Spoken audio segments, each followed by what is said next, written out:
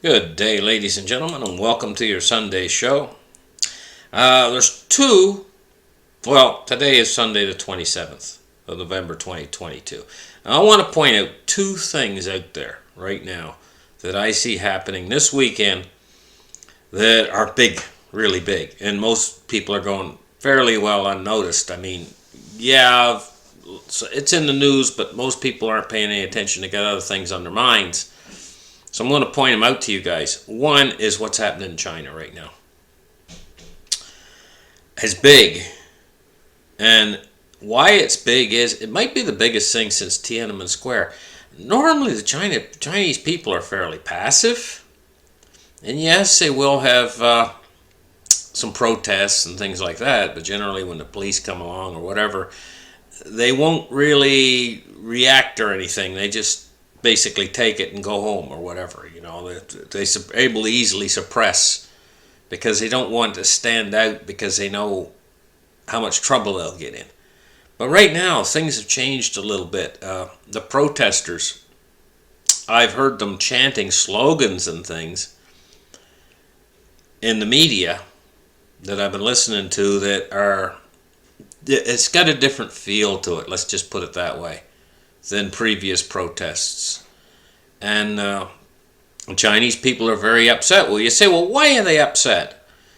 They're upset because mainly COVID and the COVID restrictions have really got them upset. They've been locked up for a very long time and they do not like these zero COVID policies. But there's another underlying factor in place here, and this is the financial situation in China. This is like, you can't really see it, but it's like the heat underneath the whole thing is help pushing this thing along. Is this financial situation that's occurred where they've made an awful lot of money off of the U.S. dollar being the world reserve currency. China has been importing items into the United States and other countries for a very long time, and this is how they've pulled themselves up through those years out of poverty and got to the point where they have like a 7% GDP every year. Basically manufacturing and sending items abroad. It's been a tremendous business, but the United States has been basically creating money because they're the world reserve currency. And this is the second issue that I got to talk about today, is the world reserve currency is being threatened. So we got these two big issues. One is unrest in China happening right now, and it's a little bit different feel. It's more intense than it's been since Tiananmen Square. So you get this unrest. It's like it could grow into something extremely large. We're going to have to wait and see. But then there's this other issue, and how these two issues tie together. The issue of the United States having the world reserve currency. You see, it goes back to something called the Petrodollar, and how the Petrodollar was formed. The United States had the biggest military on earth back in the 70s. And Kissinger went over to the Saudi countries and they established a deal. The United States would use their military to protect Saudi Arabia.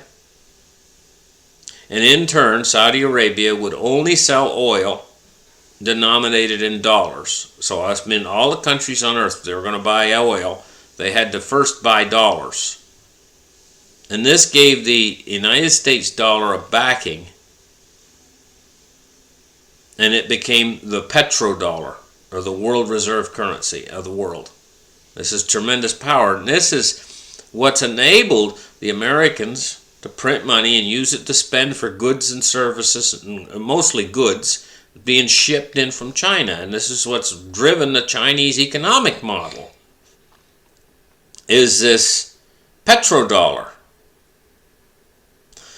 And so now you can start to see the relationship between the petrodollar and what's happening in China right now. Because this economic model is only as good as the petrodollar, and the petrodollar is only as good as this relationship with Saudi Arabia.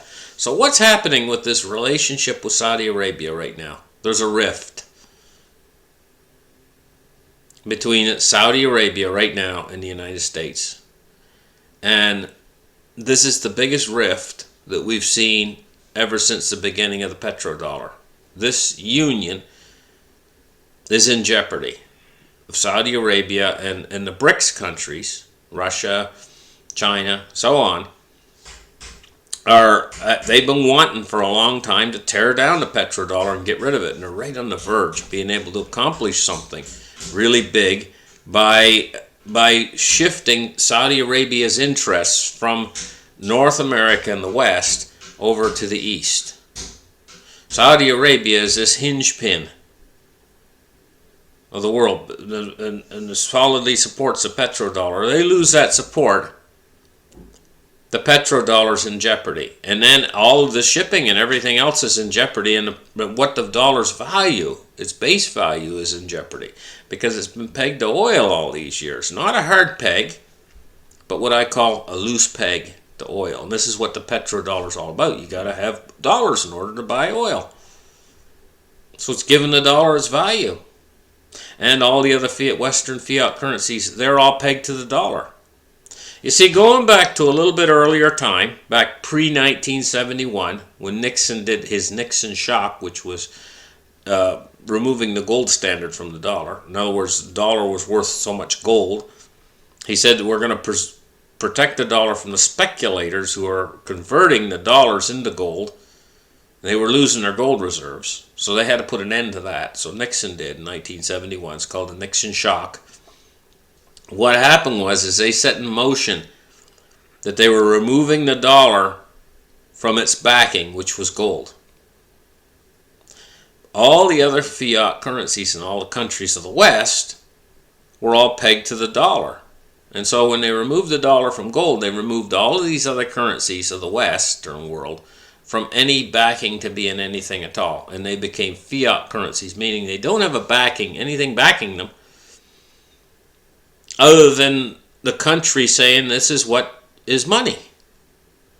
But it's really paper. But they say, hey, this is money. This is what you're going to use as money because we say so. But it's not really backed by anything. There's nothing supporting it other than the paper that it's issued on. And this is what happened. The dollar was the backing. So all these fiat currencies of the West, they were all pegged to the dollar. And the dollar was what was backing them, giving them value. Suddenly the dollar was not convertible to gold any longer, past 1971. And what was it convertible to? Oil. So all of the Western currencies are backed by the dollar, and the dollar is backed by oil. And that's the way it's been. The petrodollar.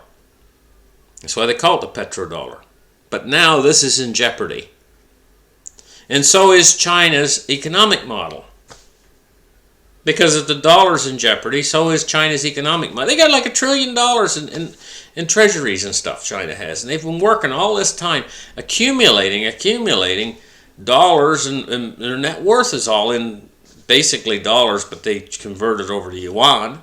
But it's the same thing. It's their model is to create all these goods and ship them to America, and then America has a trade deficit or whatever, and it's just like it all started to fall to pieces when this trade war began a few years ago, which is now extended into becoming, we see extensions of this in the wars that are going on. Like trade wars can turn into hot wars. And we see hot wars in the world right now. In Ukraine.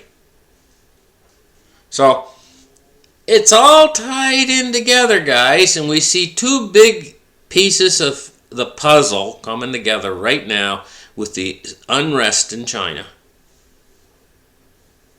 And at the same time, the Saudi Arabia right now and OPEC is having like harsh words with the United States, which has been their big partner all these years since Kissinger went over there, like I think it was in the early 70s. So this is a long time ago. This has been going on a long time, and it's finally starting to really dissolve, and it's threatening to dissolve the petrodollar. In other words, this will move us faster toward what your purchasing power of your dollars will purchase in the world. the dollar will be diminished, and so will all the other fiat currencies with it. And what this can set in motion, the people wanting to get out and get into something of real value. People don't want to get caught with something that's going to lose its value very rapidly. So when the handwriting starts to get on the wall, in advance of that, they'll front run it out there. So they might not even let it get to that point where they say, hey, we got to get into something out of this because this is going down in flames. Anyway, guys, thank you for listening to my show this weekend. Like and subscribe. Hit the notification icon, and we'll catch you guys Monday morning with a look at the markets. Bye-bye for now.